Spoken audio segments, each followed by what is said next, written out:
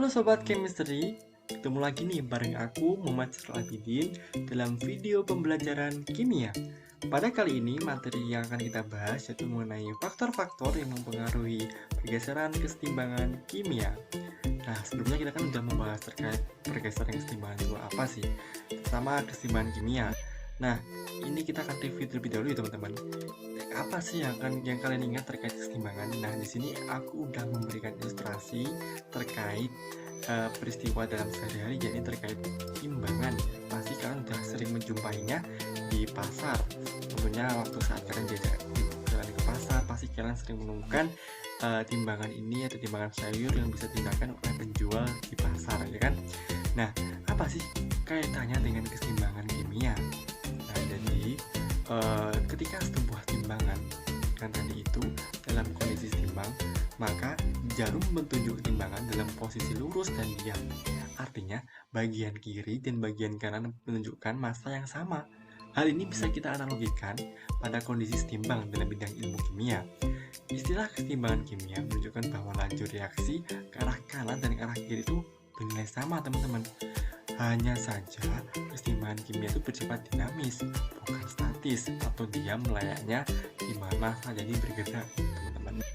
Nah, di sini sesuai juga dengan asas Lekatelir yang mana ini kita gunakan untuk dasar hukum pergeseran kesetimbangan kimia, yang mana dasar hukumnya itu berbunyi jika dalam suatu sistem kesetimbangan diberikan tindakan atau aksi, maka sistem akan berubah sedemikian rupa sehingga pengaruh aksi itu sekecil mungkin.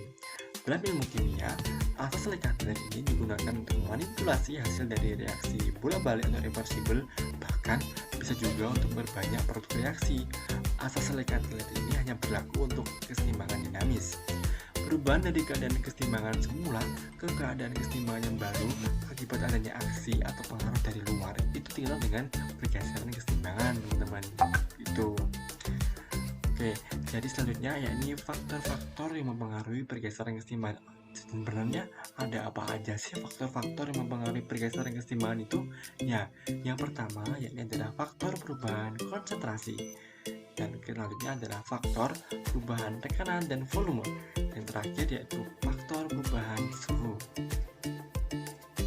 Nah, kita akan membahas terkait faktor yang pertama yakni faktor perubahan konsentrasi.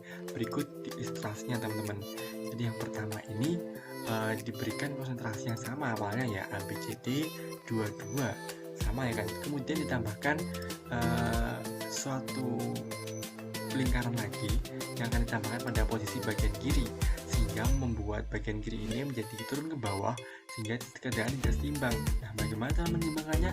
Ya, kita tinggal menggeserkan dua buah ini ke kanan sehingga menjadi AB CD. Jadi pada kondisi inilah dinamakan kondisi seimbang. Nah, sesuai dengan asas Lekatelir, jika konsentrasi zat diperbesar, maka reaksi bergeser menjauhi zat tersebut. Namun, jika konsentrasi zat diperkecil, maka reaksi bergeser menuju zat tersebut. Intinya kalau diperbesar itu menjauhi ya, teman-teman. Kalau diperkecil itu bakalan menuju ke zat tersebut. Oke? Nah, selanjutnya yakni mengenai faktor pengaruh tekanan dan volume dalam kesetimbangan kimia. Berikut ilustrasinya, teman-teman.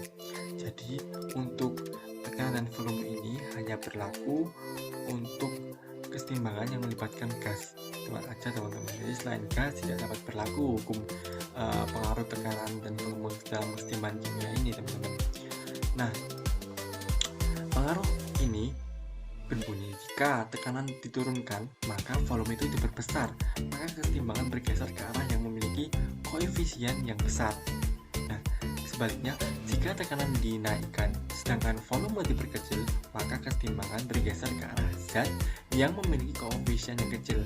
Jadi antara tekanan dan volume ini saling berkaitan ya, teman-teman. Pokoknya jika tekanan itu diturunkan maka volume itu diperbesar, sebaliknya jika tekanan dinaikkan maka volume diperkecil. Seperti itu, teman-teman ya. Nah, selanjutnya yakni faktor yang terakhir yakni faktor mengenai perubahan suhu. Nah, berikut ilustrasinya, teman-teman. Nah, jadi pada faktor perubahan suhu ini itu berkaitan dengan reaksi endoterm atau reaksi eksoterm pada satu reaksi kesetimbangan, teman-teman. Yang pertama, jika suhu sistem itu dinaikkan, maka reaksi itu akan bergeser ke arah reaksi endoterm, yang mana reaksi endoterm ini adalah reaksi yang membutuhkan energi.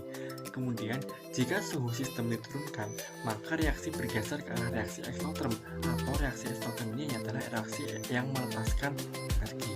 Itu, teman-teman ya. Jadi, pada pengaruh suhu ini perlu dihafalkan mengenai prinsip dari sifat endoterm atau sifat eksoterm pada suatu reaksi kesetimbangan. Begitu. Nah, bagaimana nih dari pemaparan materi terkait faktor-faktor yang mempengaruhi pergeseran kesetimbangan ini tadi? Pastinya asik dan menyenangkan, bukan? Gimana, pasti sobat chemistry ini juga udah paham lagi kan?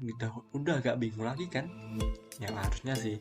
Nah, di sini aku ada pepatah dari seorang sastrawan kimia yang mana pepatahnya seperti ini, bahwa kesetimbangan kimia itu sesungguhnya tidak lebih mengajarimu tentang kesetimbangan hidup.